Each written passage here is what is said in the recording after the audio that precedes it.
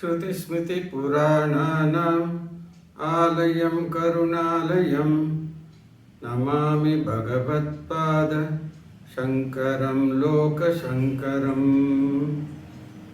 ನಮಸ್ಕಾರ ಆಧ್ಯಾತ್ಮಿಕ ಬಂಧುಗಳೇ ಮತ್ತು ಬಾಂಧವರೇ, ನಾನು ಸ್ವಾಮಿನಾಥನ್ ಸುಬ್ರಹ್ಮಣ್ಯ.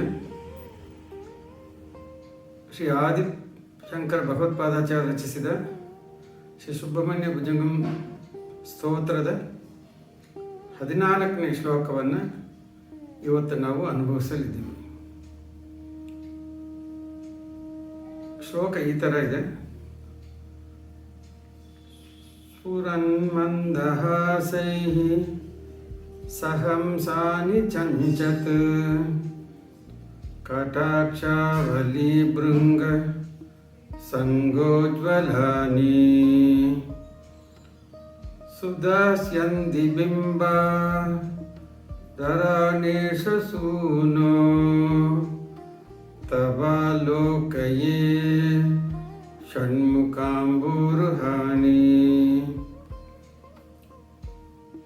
ಸ್ಫುರತ್ ಮಂದಹಾಸೈ ಸಹ ಹಂಸಾನಿ ಚಂಚತ್ ಕಟ ಆಕ್ಷ ಆವಲಿ ಭೃಂಗ ಸಂಗ ಉಜ್ವಲಾನಿ ಸುಧಾಸ್ಯಂದಿ ಬಿಂಬ ಅದರಾಣಿ ಈಶಸೂನೋ ತವ ಆಲೋಕಯೇ ಷಣ್ಮುಖ ಅಂಬೋರ್ಹಾಣಿ.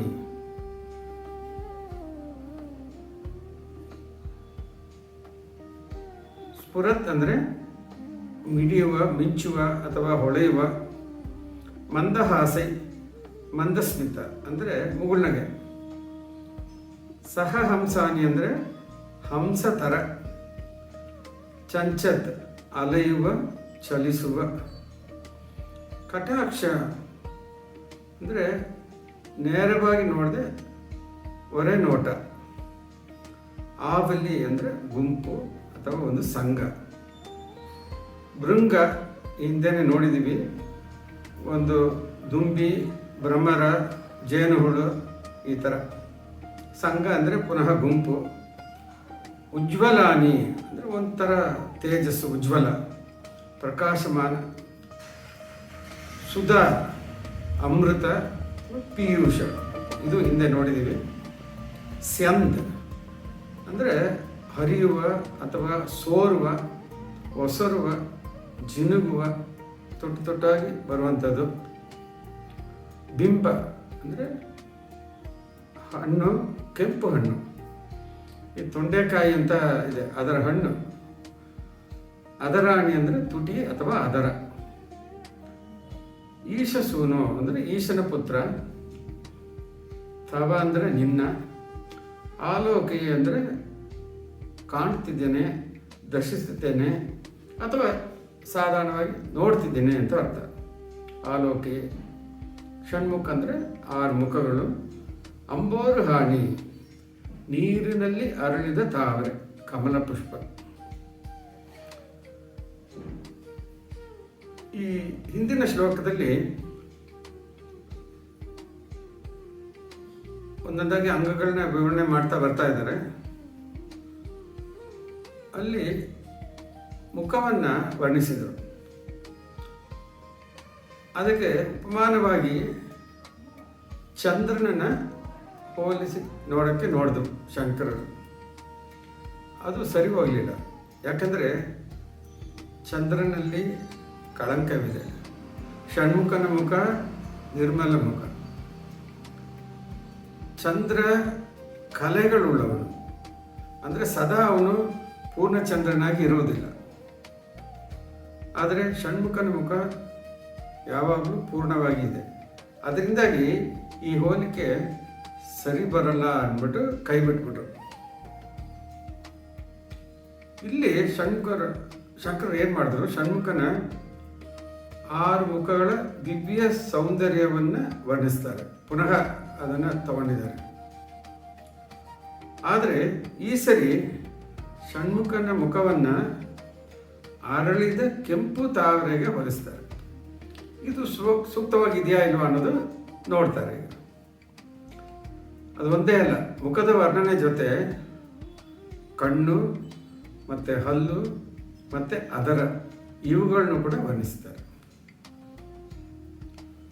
ಸ್ಫುರನ್ ಮಂದಹಾಸೈ, ಸುಬ್ರಹ್ಮಣ್ಯನ ಮುಗುಳ್ನಗೆ ಮಾಡುವಾಗ.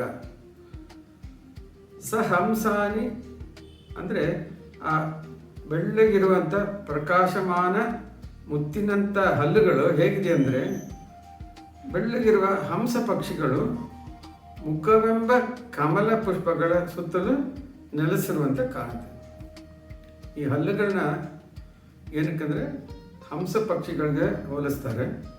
ಅವುಗಳು ಏನು ಮಾಡ್ತಾ ಇದೆ, ಮುಖವೆಂಬ ಕಮಲ ಪುಷ್ಪವನ್ನು ಹುಡುಕೊಂಡು ಬರ್ತಾ ಇದೆ. ಚಂಚತು ಕಟಾಕ್ಷ ವಲಿ, ಚಂಚತ್ ಅಂದರೆ ಅಲೆದಾಡ್ತಿರುವಂಥ, ಅಂದರೆ ಅಕ್ಕಪಕ್ಕ ಸುತ್ತಾಡ್ತಾ ಇರುವಂಥ.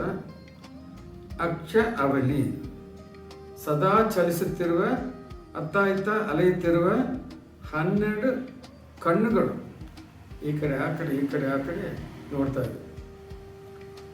ಅದರಲ್ಲಿ ಕೃಷ್ಣಮಣಿ ಅಂತ ಹೇಳಿ ಕಪ್ಪಗಿರುವಂಥದ್ದು, ಅದು ಈ ಕಡೆ ಆ ಕಡೆ ನೋಡ್ತಾ ಇದೆ. ಇದನ್ನು ನೋಡಿದ್ರೆ ಭ್ರಮರಗಳು ಅಂದರೆ ಪುಷ್ಪದಲ್ಲಿ ಇರುವ ಜೇನನ್ನು ಸವಿಯಲು ಬರುವ ದುಂಬಿಗಳು ಗುಂಪು ಥರ ಪ್ರಕಾಶಿಸ್ತದೆ.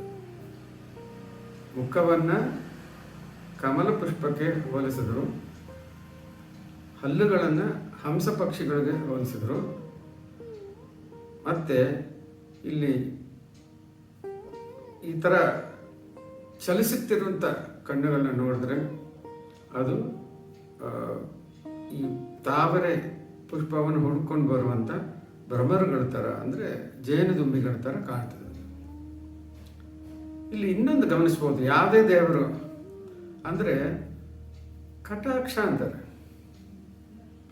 ಕೃಪಾ ಕಟಾಕ್ಷ ಅಂದರೆ ನಿನ್ನ ದೃಷ್ಟಿ ನನ್ನ ಮೇಲೆ ಬೀಳಿ.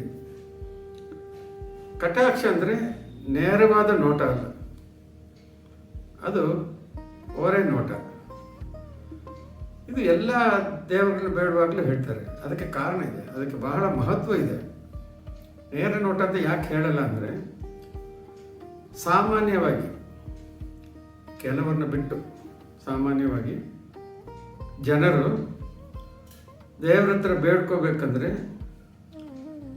ತಮ್ಮ ಏನಾದರೂ ಒಂದು ಬೇಡಿಕೆಗಳಿಗೋಸ್ಕರ ಪ್ರಾರ್ಥನೆ ಮಾಡ್ಕೋತಾರೆ. ಅಂದರೆ ಭೋಗ ವಸ್ತುಗಳನ್ನ ಬೇಡಿ ಯಾವಾಗಲೂ ಪ್ರಾರ್ಥನೆ ಮಾಡ್ತಾರೆ. ಅದು ಬೇಕು, ಇದು ಬೇಕು, ನನಗೆ ಇದು ಮಾಡಿಕೊಡು, ಅದು ಮಾಡಿಕೊಡು. ನಮಗೆ ಒಂಥರ ಅದು ಸರಿಯಲ್ಲ ಅಂತ ಅನಿಸ್ತದೆ. ನಾವುಗಳು ಇಲ್ಲಿ ಹುಟ್ಟಿರುವುದೇ ಆ ಸದಾ ಆನಂದವನ್ನು, ನಿರಂತರ ಆನಂದವನ್ನು ಪಡಿಬೇಕಂತ ಹೇಳಿ.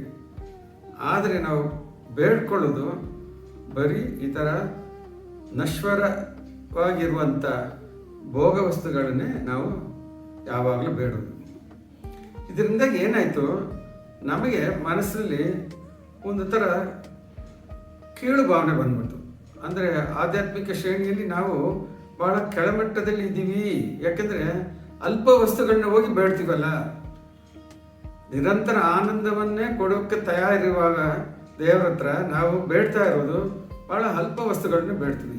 ಇದರಿಂದ ನಮ್ಗೆ ಒಂಥರ ಸಂಕೋಚ ಆಗ್ತಾ ಇದೆ. ಅದರಿಂದಾಗಿ ಎದುರುಗಡೆ ನಿಂತರೆ ಸರಿ ಬರಲ್ಲ ಅಂದ್ಬಿಟ್ಟು ಎಲ್ಲೋ ಒಂದು ಮೂಲೆಯಲ್ಲಿ ನಿಂತಿರ್ತೀವಿ.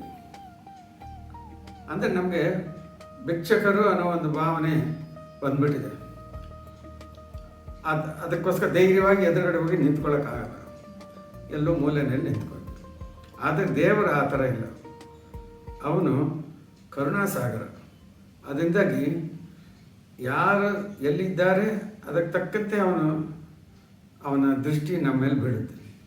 ಅದರಿಂದಾಗಿ ಯಾವಾಗಲೂ ಕಟಾಕ್ಷ ಅಂತ ಹೇಳ್ತಾರೆ. ದುಂಬಿಗಳು ಹುಡುಕೊಂಡು ಬರಬೇಕಾದ್ರೆ ಫಸ್ಟ್ ಏನಿರಬೇಕು, ಜೇನಿರಬೇಕು. ಮೊದಲು ಜೇನಿರಬೇಕು. ಸುಧಾ ಅಂದರೆ ಅಮೃತ, ಪೀಯೂಷ ಅಥವಾ ಜೇನು ಅಂತ ಹೇಳ್ಬೋದು. ಸಂಧಿ ಅಂದರೆ ಸೋರುತ್ತಿರುವಂಥ ಬಿಂಬ, ಕೆಂಪಾಗಿರುವ ತೊಂಡೆಕಾಯಿಯ ಹಣ್ಣಿನಂತಿರುವ ಅದರಗಳು ಅಂದರೆ ತುಟಿಗಳು. ಇದನ್ನು ಹುಡುಕೊಂಡು ಬರ್ತವೆ. ಯಾವುದು ಕಣ್ಣೆಂಬ ಬ್ರಹ್ಮಗಳು ಬರ್ತವೆ. ಅಂದರೆ ದೇವರ ಬಾಯಿಯಿಂದ ಸದಾ ಅಮೃತ ಅಂದರೆ ಇಲ್ಲಿ ಜ್ಞಾನವನ್ನು ನಾವು ಲೆಕ್ಕಕ್ಕೆ ತಗೋಬೇಕು. ಅವರ ಮಾತಾಗಲಿ, ಅವರ ಒಂದು ಆಶೀರ್ವಾದ ಆಗಲಿ, ಯಾವುದೇ ಆಗಲಿ, ಅದು ನಮಗೆ ಅಮೃತ ಥರ. ಈಶಸೂನು ಅಂದರೆ ಪರಮಶಿವನ ಪುತ್ರನೇ. ಈಶ ಅಂದರೆ ಎಲ್ಲರನ್ನು ಎಲ್ಲವನ್ನು ಆಳುವವನು ಅಂತ ಅರ್ಥ. ಈಶ ಅದಕ್ಕೆ ಶಿವನಿಗೆ ಪರಮೇಶ್ವರ, ಈಶ್ವರನಿಗೆ ಈಶ್ವರ ಅವನ ಪುತ್ರನೇ.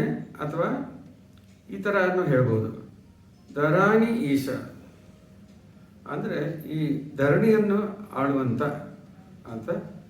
ತವ ಅಂದರೆ ನಿನ್ನ ಷಣ್ಮುಖ 6 ಮುಖಗಳನ್ನು ಅಂಬೋರು ಹಾನಿ ನೀರಿನಲ್ಲಿ ಅರಳಿದ 6 ಕಮಲ ಪುಷ್ಪಗಳನ್ನಾಗಿ ಆಲೋಕೆ ನಾನು ಕಾಣುತ್ತೇನೆ ಅಂತ ಹೇಳ್ತಾ ಇದ್ದಾರೆ.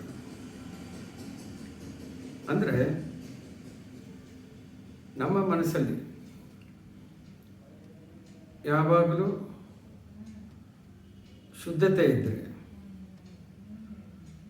ಆವಾಗ ಅಮೃತವನ್ನು ಕೊಡಲಿಕ್ಕೆ ಅವನು ತಯಾರಾಗಿದ್ದಾನೆ ಅಂತ ಈ ಒಂದು ಶ್ಲೋಕ ಹೇಳ್ತದೆ.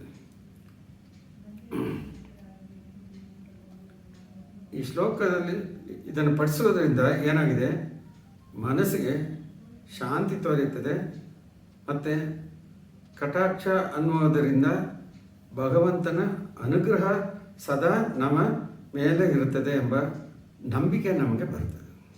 ಅದರಿಂದಾಗಿ ಯಾವುದೇ ಸನ್ನಿವೇಶದಲ್ಲಿ ಕೂಡ ನಮ್ಮನ್ನು ಕಾಪಾಡೋಕ್ಕೆ ದೇವರಿದ್ದಾನೆ, ಸುಬ್ರಹ್ಮಣ್ಯ ದೇವರಿದ್ದಾನೆ ಅನ್ನುವ ನಂಬಿಕೆ ನಮ್ಮಲ್ಲಿ ಇರಬೇಕು. ಅದರಿಂದಾಗಿ ಈ ಒಂದು ಶ್ಲೋಕವನ್ನು ನಿತ್ಯ ಪಠಿಸಿದರೆ ನಮಗೆ ಆ ಒಂದು ದೃಢ ನಂಬಿಕೆ ಸದಾ ಉಳಿತದೆ. ನಮಸ್ಕಾರ.